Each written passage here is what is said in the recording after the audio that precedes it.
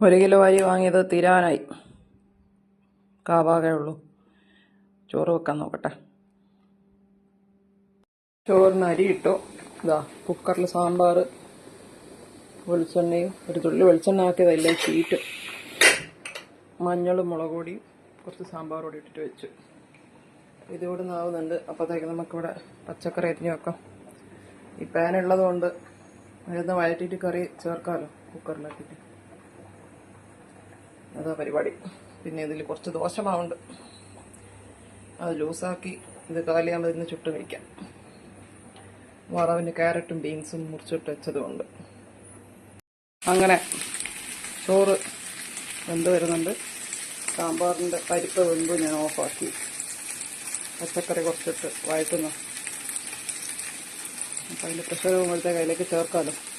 ചോറും അപ്പത്തേക്കാവും.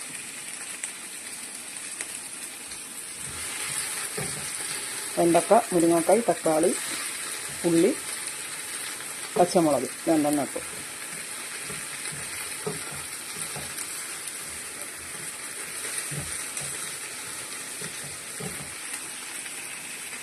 ചോറ് ഞാൻ വാർത്ത് അങ്ങ് റൂമിൽ കൊണ്ടുവച്ചു. സാമ്പാർ പച്ചക്കറിയെല്ലാം വഴറ്റിയിട്ട് പുളി ഒഴിച്ച് പുളി ഒഴിച്ചിട്ട് ചേർത്ത്. അധികം ലൂസാക്കണ്ടല്ലോ, ഇപ്പം തന്നെ ലൂസാക്കും. ഇത് 2 ദിവസത്തേക്ക് വെക്കാനാണ് കൽപ്പന, രാജകൽപ്പന. ഇതാ വറവ്, കുറച്ച് തേങ്ങയും കൂടി ഇടട്ടെ. കുറച്ചുകൂടി ലൂസാക്കി, അല്ലെങ്കിൽ ഓഫാക്കി കഴിയുമ്പം കൊഴുത്തുകൊണ്ടോ വറവിന് തേങ്ങയും ഇട്ടു. അതിലെ പൊന്നിയരി ചോറും സാമ്പാറും ക്യാരറ്റും ബീൻസും കൂടെ ഡ്രൈ ഫ്രൈ, വെള്ളം ഒഴിക്കാണ്ട് നല്ല രസമുണ്ടാവും. ഓക്കെ, സാമ്പാർ നല്ല മണം വരുന്നുണ്ട് കേട്ടോ. കുക്കർ കഴുകാൻ വേണ്ടി ഞാനത് ഇതിലേക്ക് മാറ്റി. ഒരു ചായപാത്രം നിറയുണ്ട് സാമ്പാർ. കുറച്ച് ചൂടാറുമ്പോഴത്തേക്ക് സെറ്റാവും. ചോറ് കറി വറവായതുകൊണ്ട് ഇഡ്ഡലി മാവ് ഞാൻ ലൂസാക്കി ദോശമാവാക്കി. എന്താ പാനിലിട്ടു. ദോശ ഇട്ടു വെക്കട്ടെ. കണ്ടോ, ദോശമാവ് റെഡിമെയ്ഡാ, ഇൻസ്റ്റൻറ്റ്. ഇഡ്ഡലി ഒഴിച്ചിട്ട് ബാക്കിയുള്ളതോ.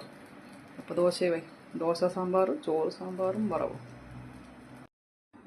4 1 5 ദോശ കിട്ടി. ചൂട് സാമ്പാറുണ്ട്. എന്നാൽ ഞാൻ പോയി കഴിക്കട്ടെ, എന്നിട്ട് ബാക്കി പറയാം. ഓക്കെ. ആ ചൂട് ദോശ മുറിച്ചിട്ട ശേഷം ചൂട് കറി ഒഴിച്ചു. ചൂട് പാനിൽ തന്നെ കഴിക്കാമെന്ന് വിചാരിച്ചു. ചോറ് വാർത്തത് ഇത്രയുണ്ട്. ഇതിൻ്റെ അകത്ത് നാളത്തേക്ക് ചോറ് കുറച്ചെടുത്ത് വെക്കണം, കൊണ്ടുപോകാനുള്ളത്. ബാക്കി നമുക്ക്